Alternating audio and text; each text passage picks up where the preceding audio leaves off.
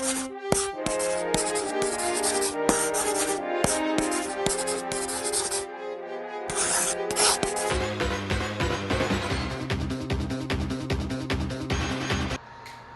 tardes. Buenas tardes, ¿cómo estás? Muy bien, ¿y usted? Bien, gracias. Qué bien, me alegro. Bueno, mi nombre es Juan Pablo Díaz Palacios. Estamos aquí para una entrevista. Sí. Para una entrevista de laboral, profesional, para saber a lo que se dedica. Bien. Y a lo que se dedica me va a contestar otras preguntas, como tipo, saber las partes de a lo que se dedica. Ok, está muy bien. Ok, muchas gracias. Pues bueno, ¿me puede decir su nombre, por favor? Ok, mi nombre es Marcos Martínez Domínguez. Soy psicólogo, egresado de la Facultad de Psicología de la UNAM, allá en el lejano año de 1990. Ok, perfecto. Pues bueno, cuando terminó la carrera de psicología, ¿se especializó en algo? ¿Tuvo algún diplomado, maestrías? Sí, mi primera intención fue dedicarme a la parte de las neurociencias y entonces hice una maestría del 91 al 93 en psicobiología, ahí mismo dentro de la Facultad de Psicología, porque mi intención era dedicarme a la investigación, básicamente en el área de las neurociencias. Pero paralelamente yo quería seguir la parte clínica y entonces empecé a estudiar algunos diplomados sobre terapia conductual.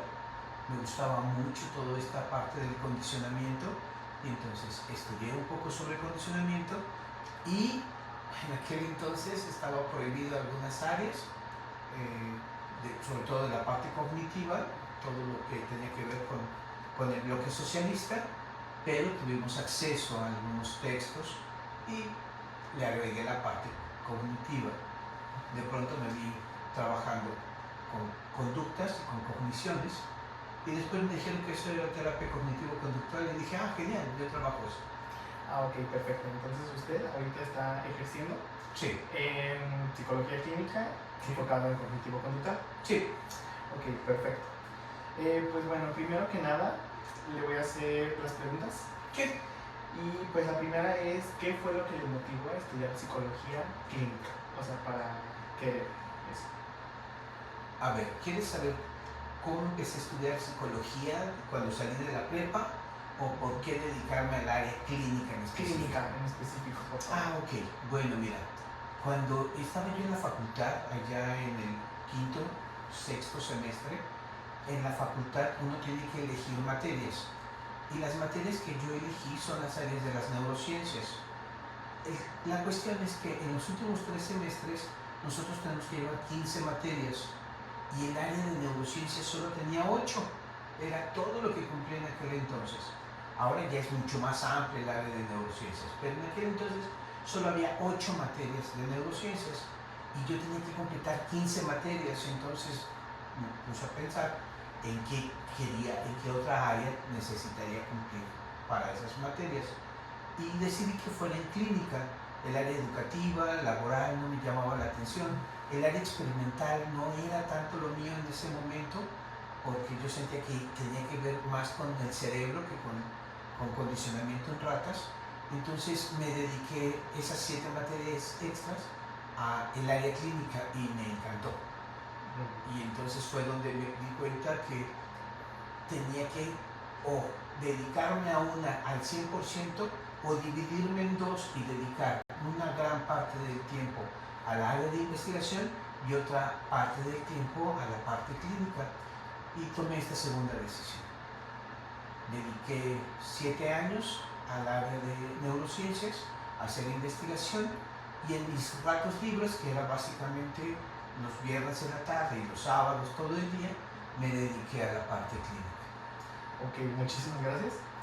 La siguiente pregunta de la trayectoria profesional es de que cómo ha cambiado su visión sobre la psicología desde que comenzó a ejercer. Dios, muchísimo. Ha sido un cambio gigantesco. ¿Por qué? Porque la psicología, como todas las ciencias, evoluciona, va cambiando con el tiempo. Cuando yo empecé a estudiar psicología, las diferentes áreas del conocimiento psicológico estaban encontradas. Cuando digo encontradas es porque realmente presencié golpes entre psicoanalistas con conductistas, cognitivistas con conductistas, humanistas contra sistémicos, de ver en una conferencia a personas agarrarse a golpes, o sea, literalmente se mataron y se pegaron, porque estaban muy encontradas las áreas, como si trataran de negarse unos a otros. Poco a poco nos fuimos dando cuenta de que al momento que crecieron cada una de estas áreas, se iban encontrando, más que encontrar diferencias, se iban encontrando similitudes, la parte conductual con la parte cognitiva, la parte humanista con la parte cognitiva, la parte sistémica con la parte conductual, con la parte... Y entonces empezamos a ver que había una relación holística realmente entre cada una de ellas y no una separación. La única que me parece que no ha encontrado un buen campo dentro de esta nueva área de la psicología, pues es el proceso psicoanalítico.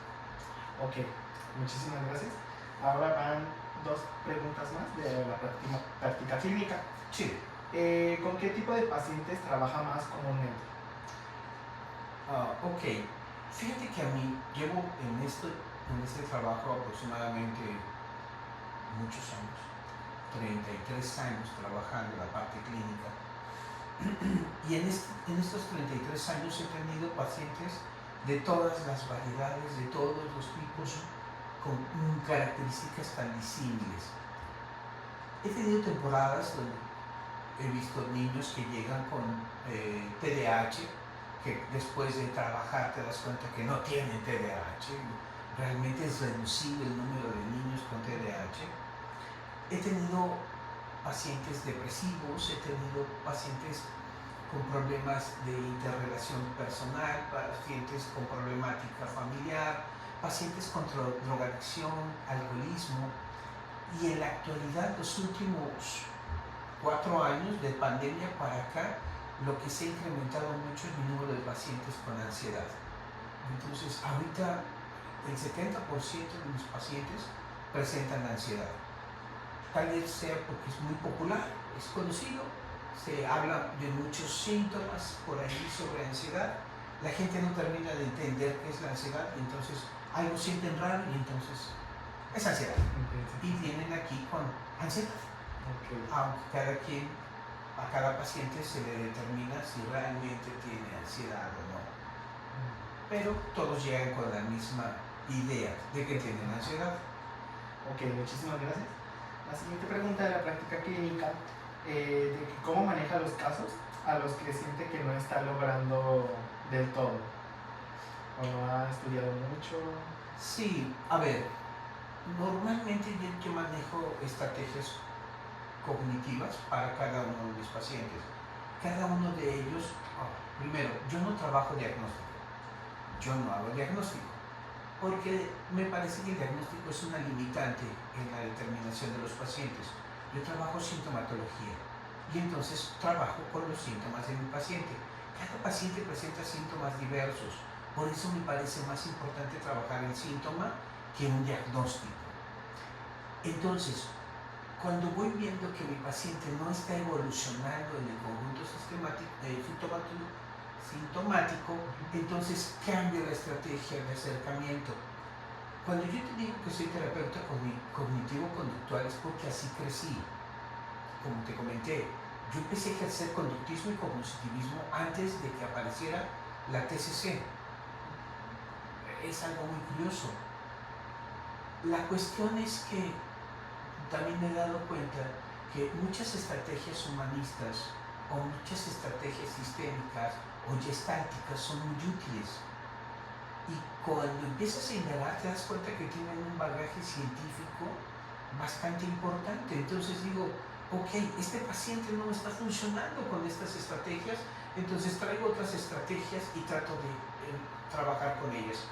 O en ocasiones agarro de varias y trato de trabajar con el paciente. Lo importante es el paciente.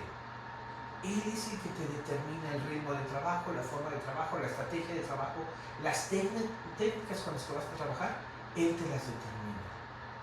Ok. Ya cuando me doy cuenta que no es posible avanzar, tengo que aceptar que ya no tengo la posibilidad de hacerlo y entonces trato de canalizarlo con algún colega que tenga una mejor orientación sobre el área que creo que es la problemática de mi paciente. A veces tengo que recurrir al psiquiatra porque digo, ya no estoy pudiendo con esto, necesito apoyo psiquiátrico para el aspecto farmacológico y con eso empezamos a trabajar.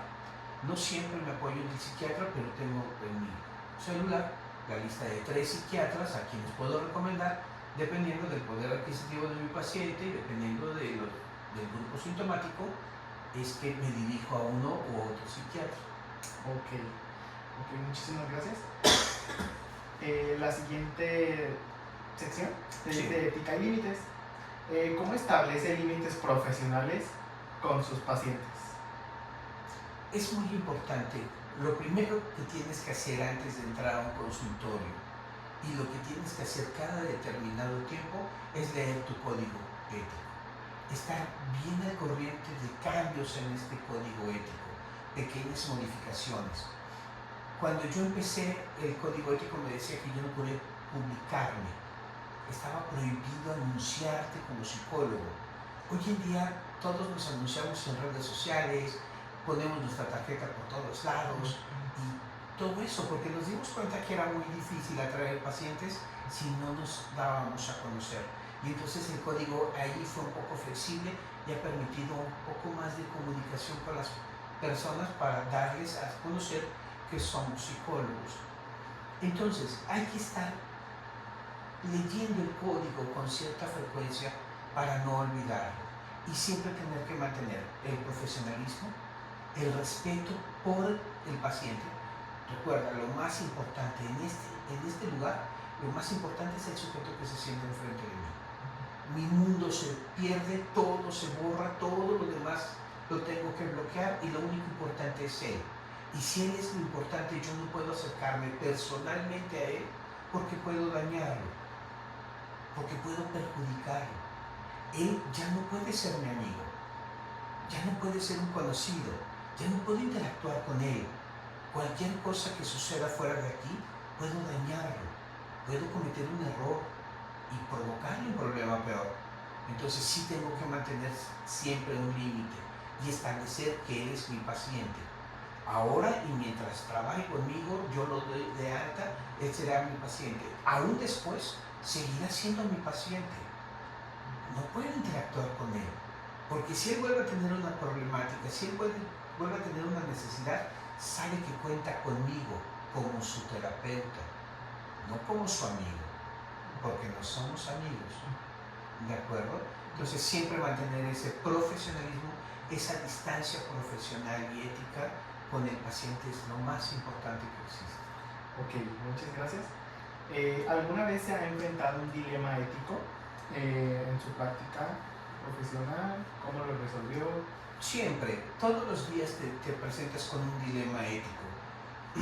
Imagínate tú que estás en tu proceso terapéutico, tienes a tu paciente tiene un conflicto de cualquier tipo, y de pronto llegas tú a una fiesta, tú eres un ser humano y tienes que interactuar con otras personas. Llegas tú a una fiesta al que fuiste invitado y lo que primero que ves es a tu paciente ahí. Ahí empieza ya un conflicto. ¿Cómo puedo interactuar? O sea, ¿qué puedo yo hacer dentro de la pista de baile que no sea perjudicial para mi paciente? Imagínate que empiezo yo a quitarme el saco y moverlo como lo haría cualquier persona. Y mi paciente voltea y me dice, ¿este es mi terapeuta? ¿Este es el sujeto que me atiende? Si me ve alcoholizado y tirado, ¿qué va a pensar mi paciente? ¿Cómo se va a sentir? Entonces, este tipo de situaciones tengo que resolverlas. En el pasado yo tuve un asesor, mis 2 primeros años en terapia, tuve un asesor, el doctor Celso Cerro, y él me decía, mira, yo cuando llego a una fiesta y veo a un paciente, me voy. Se acabó la fiesta para mí. Así era de estricto el código. Hoy simple y sencillamente sabemos que el psicólogo tiene que ser un psicólogo 24 horas al día y su comportamiento tiene que ser ético las 24 horas al día, tiene que ser correcto, porque la imagen que estás presentando ante el otro ya no es de un ciudadano normal, ya no es de un sujeto cualquiera, es el psicólogo. Y cuando la gente te reconoce como psicólogo, imagínate tú que empiezas a hacer cualquier cuestión inmoral. Esos son los psicólogos, porque la generalización es muy rápida. Mira, los psicólogos están locos. No vayas con ellos, te puede hacer daño. Así vas a terminar como él.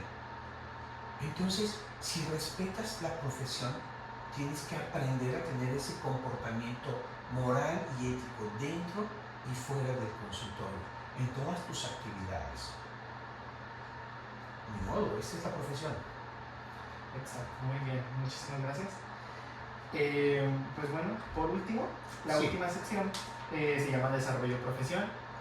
Y pues la última pregunta, por así decirlo, es de que qué herramientas o recursos considera indispensables a su trabajo clínico diario.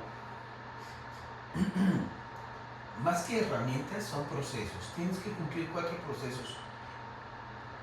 Celso me los marcó y yo los respeto. Suenan horribles, pero antes de empezar a trabajar tienes que estar bien comido.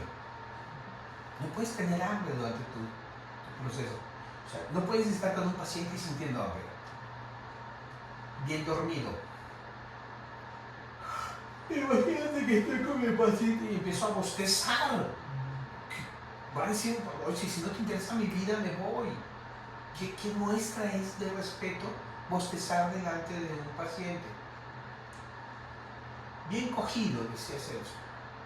Tu actividad sexual tiene que ser satisfactoria para ti.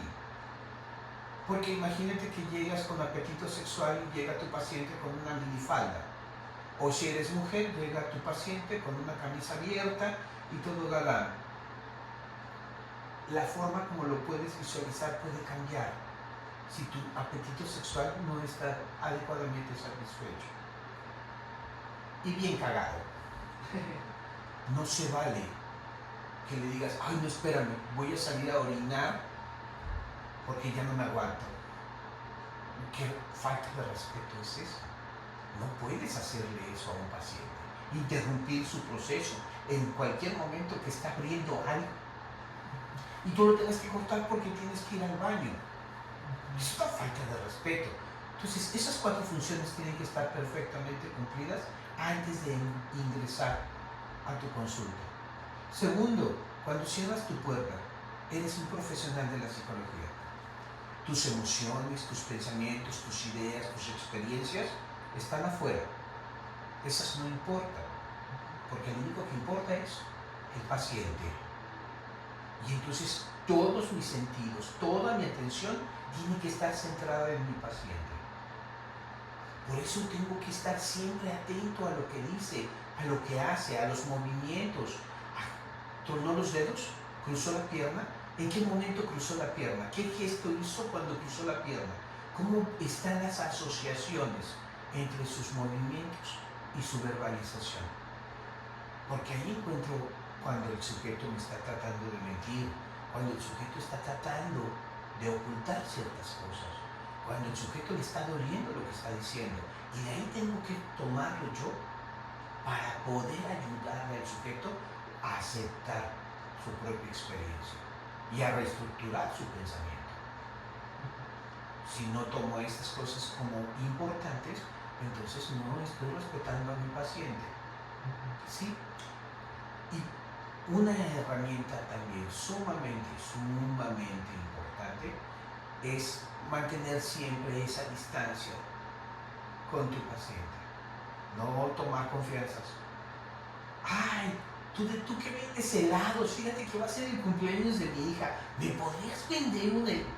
Espérate, ¿de qué se trata? No, pero es que ya es fuera del consultorio, ya es otro negocio. No, estás utilizando al sujeto.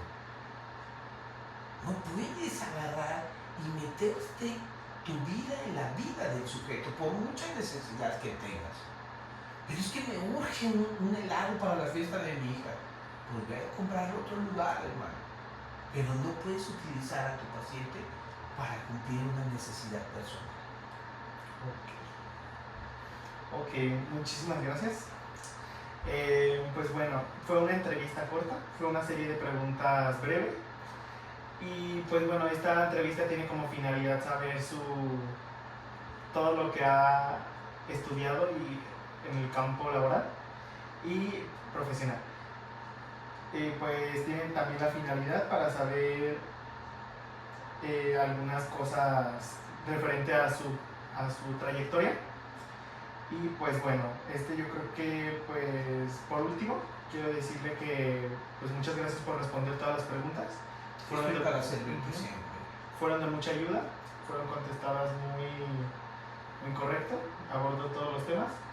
Y pues nada, solo queda agradecerle por la entrevista, que pues muchísimas gracias que me dio a contestar y por... De verdad, compañero Juan Pablo, sabes que estoy aquí siempre para servirte y lo que sea necesario y en lo que te pueda apoyar, aquí estamos. Muchísimas gracias. No de que tengas buen día. Igualmente.